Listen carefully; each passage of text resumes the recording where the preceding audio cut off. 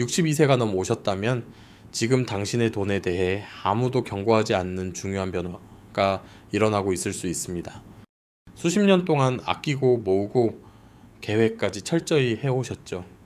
그런데 요즘 들어 같은 돈인데도 예전처럼 쓰기 어려워졌다는 생각 드시지 않나요? 생활비는 계속 오르는데 수입은 그대로이니 모르는 사이 해마다 당신의 자산이 조금씩 줄어들고 있을 수도 있습니다.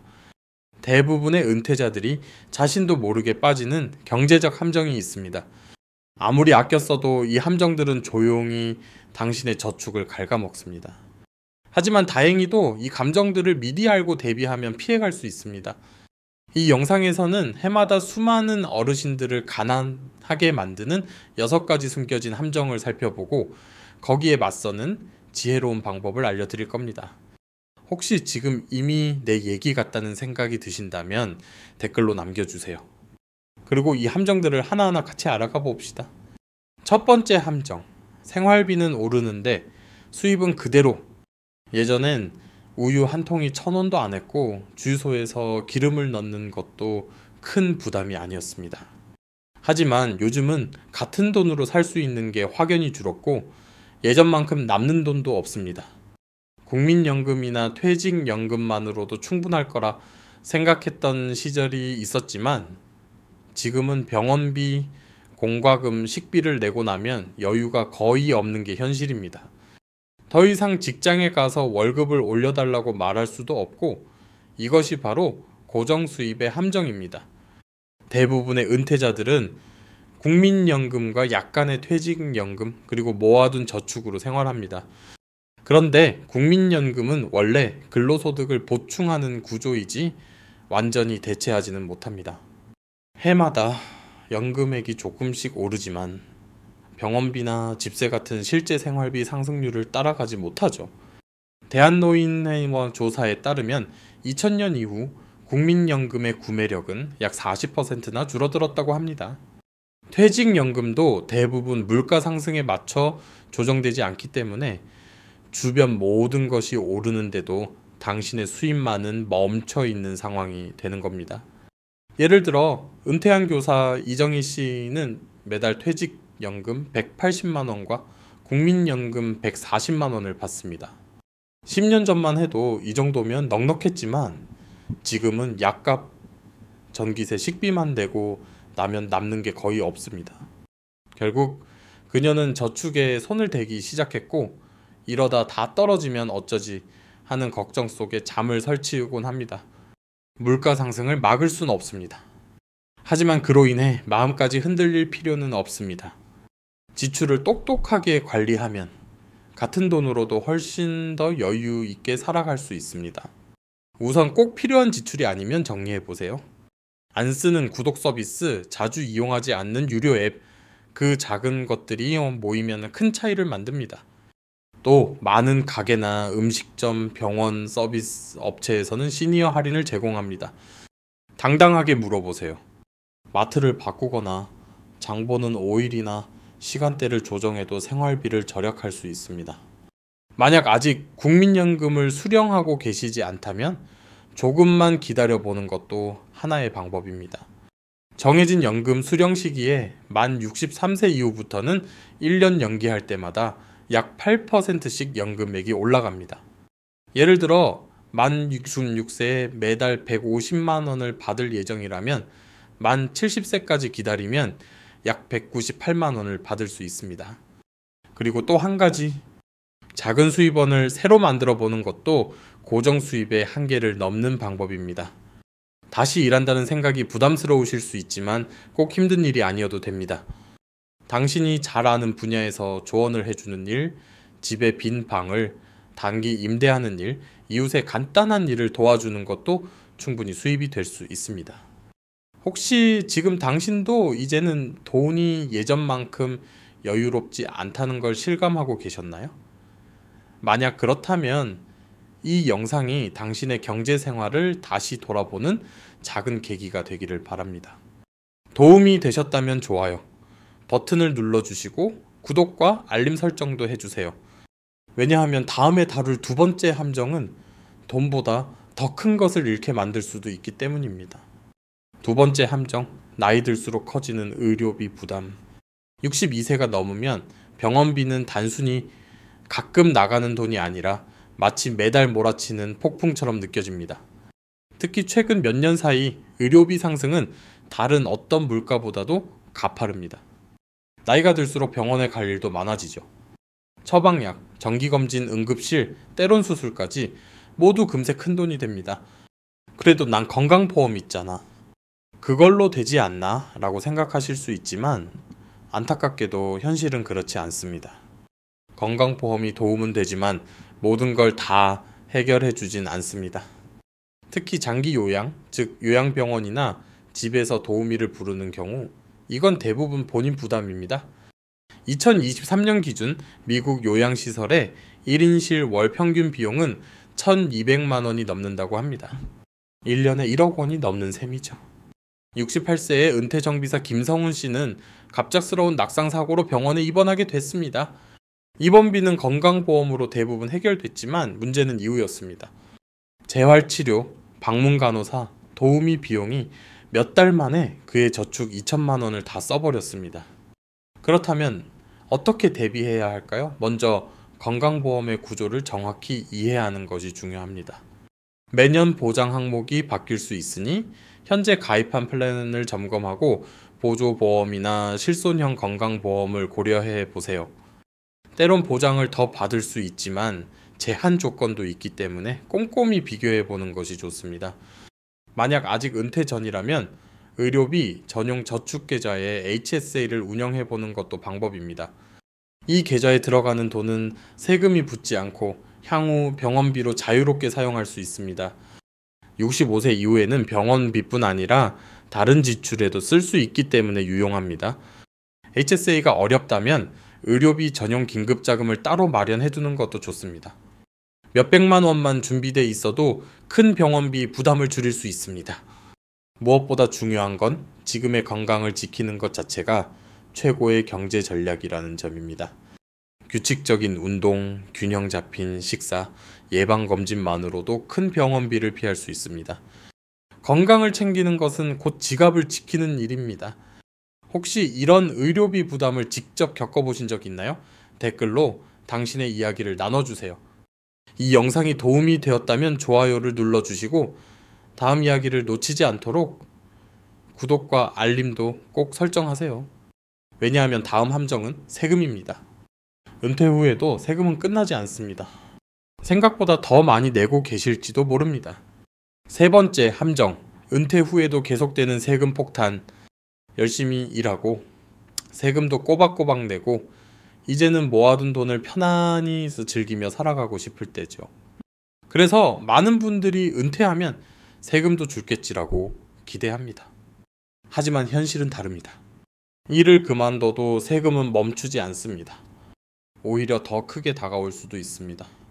가장 먼저 많은 분들이 예상하지 못하는 부분이 바로 국민연금입니다. 내가 낸 건데 왜 또 세금을 내야 하지? 쉽겠지만 일정 소득 기준을 넘기면 최대 85%까지 과세 대상이 될 수 있습니다. 여기에 더해 73세가 되면 최소 인출 의무라는 규정이 적용되기 시작합니다. IRP나 퇴직연금처럼 세금을 이연해둔 계좌에서 반드시 돈을 일정량 꺼내 써야 하는데 이 인출금은 모두 과세 대상 소득으로 잡히게 됩니다. 결과적으로 세율이 올라가고 세금을 더 내게 되며 당신의 자산은 생각보다 빨리 줄어듭니다. 집값이 떨어졌다 해도 재산세는 매년 오릅니다. 고정 수입만으로 감당하기 어려운 부담이 되는 거죠. 이 함정을 피하려면 세금 설계가 필수입니다. 믿을 수 있는 재정 전문가와 함께 수령액을 분산해서 세율이 낮은 구간을 유지하도록 계획하세요. 퇴직연금이나 IRP를 부분적으로 로스 계좌 세금 후 납입으로 전환하는 것도 방법입니다. 지금 당장 세금을 조금 더 내더라도 미래에 인출할 때는 세금이 붙지 않기 때문입니다. 그리고 많은 지자체에서는 고령자에게 재산세 감면이나 유예 혜택을 제공합니다. 자신도 모르게 대상이 될 수 있으니 꼭 확인해 보세요. 매년 수십만 원, 많게는 수백만 원을 절약할 수 있습니다. 혹시 은퇴 후 세금 때문에 당황하셨던 적 있으신가요? 그렇다면 댓글에 4번이라고 남겨주세요. 알고 나면 지킬 수 있습니다. 영상이 유익했다면 좋아요와 구독도 꼭 눌러주시고 다음 이야기도 함께 하세요. 왜냐하면 다음 함정은 당신의 소중한 자산이 조용히 그러나 확실히 사라지는 문제니까요. 절대 놓치지 마세요. 네 번째 함정, 저축과 투자 자산의 침식. 당신은 지금까지 몇 년, 아니 몇십 년 동안 돈을 모아오셨나요? 아마 월급을 받을 때마다, 보너스를 탈 때마다 조금씩 미래를 위해 저축해 오셨을 겁니다. 그런데 막상 은퇴 후의 삶에 들어오니 마음속에 이런 불안이 스며듭니다. 이 돈 과연 충분할까? 사람들이 잘 이야기하지 않는 진실이 하나 있습니다. 은퇴는 끝이 아니라 20년, 30년, 심지어 40년도 지속될 수 있는 또 다른 시작이라는 겁니다. 그리고 그 긴 시간 동안 당신이 평생 모아온 돈은 조용히, 그러나 확실하게 줄어들 수 있습니다. 당신의 자산을 물이 담긴 양동이라고 생각해 보세요. 매달 생활비로 조금씩 꺼내 쓰는 동안 바닥에서는 물이 새어 나갑니다. 이게 바로 물가 상승입니다. 시간이 갈수록 같은 돈으로 살 수 있는 것이 줄어들죠. 그러다 갑자기 주식시장이 흔들리면 단순한 누수가 아니라 물이 쏟아지는 수준이 됩니다. 수입은 없고 지출만 지속되면 결국 양동이는 바닥나고 맙니다. 이게 바로 자산 침식입니다. 또 하나 중요한 개념이 있습니다. 은퇴 초기에 시장이 좋지 않으면 자산이 훨씬 더 빨리 소진될 수 있다는 것입니다. 이걸 수익률 순서 위험이라고 부릅니다. 초반에 자산을 깎아먹고 나면 이후 회복하더라도 따라잡기 어렵습니다. 그래서 자산을 모두 안전자산으로 옮겨놓는 것도 완벽한 해결책은 아닙니다. 수익률이 너무 낮으면 물가 상승을 따라가지 못하고 오히려 실질 자산이 줄어드는 결과가 생깁니다. 그렇다면 어떻게 이 함정에서 벗어날 수 있을까요? 먼저 전문가들이 자주 말하는 4% 규칙을 생각해 볼 수 있습니다.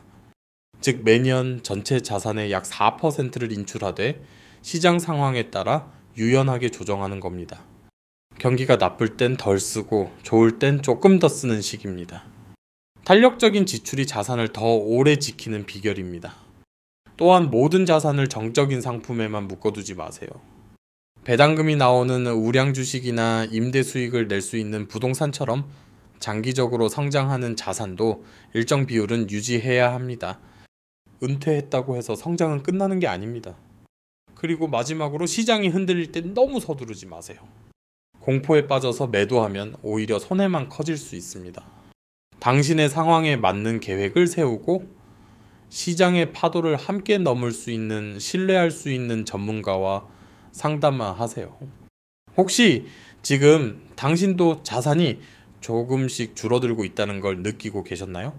그렇다면 이 조언들이 조금이나마 방향을 잡는 데 도움이 되었기를 바랍니다. 그리고 이제 5번째 함정으로 넘어갑니다.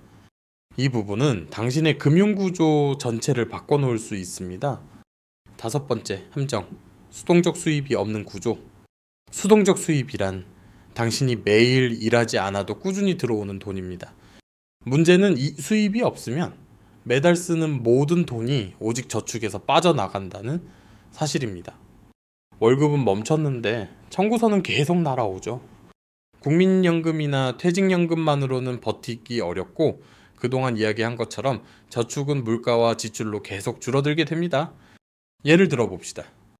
은퇴 당시 자산 4억 원과 국민연금을 보유했던 67세 김정숙 씨. 처음엔 꽤 여유롭다고 생각했지만 5년이 지나자 생각보다 저축이 훨씬 줄어 있었습니다. 매달 지출만 있고 수입은 없었기 때문입니다. 그녀는 깨달았습니다. 돈이 줄지 않게 하려면 뭔가 계속 들어와야 한다는 걸요. 꼭 많은 금액일 필요는 없습니다. 작은 수입도 큰 변화를 만듭니다. 예를 들어 배당금이 나오는 주식을 보유하면 아무것도 하지 않아도 기업에서 일정한 현금을 지급받습니다.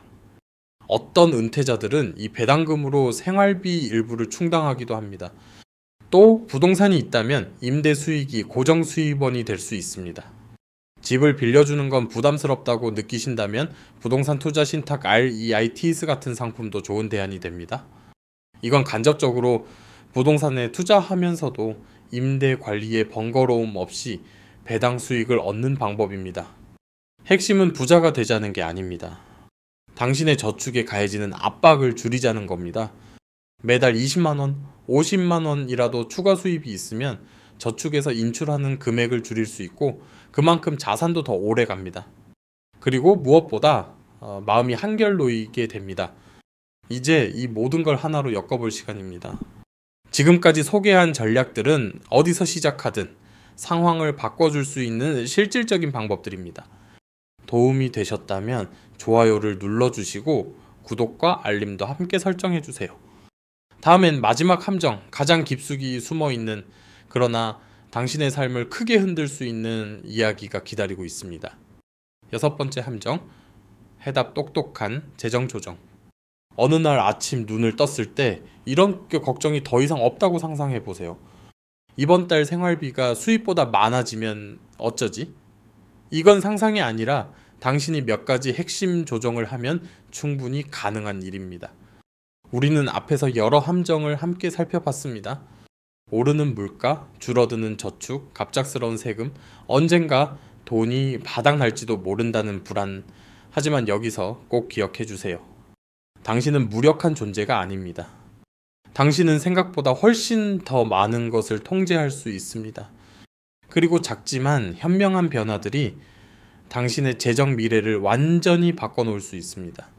이제 통제원을 다시 되찾는 방법을 함께 정리해 보겠습니다. 이미 말씀드렸지만 다시 한번 강조합니다. 국민연금 수령 시점을 만 70세까지 늦추면 매년 최대 8%씩 수령액이 올라갑니다. 요즘처럼 확실한 수익이 드문 시대에 이건 거의 보장된 이자입니다. 또 배우자가 있다면 부부 간 연금 전략도 꼭 확인해 보세요. 적절한 설계만 해도 평생 수천만 원의 차이가 날 수 있습니다. 지출 점검도 빠질 수 없습니다. 필수적인 것만 남기고 새는 돈은 과감히 정리하세요. 당신의 돈이 그냥 멈춰 있는 게 아니라 계속 자라날 수 있도록 해야 합니다.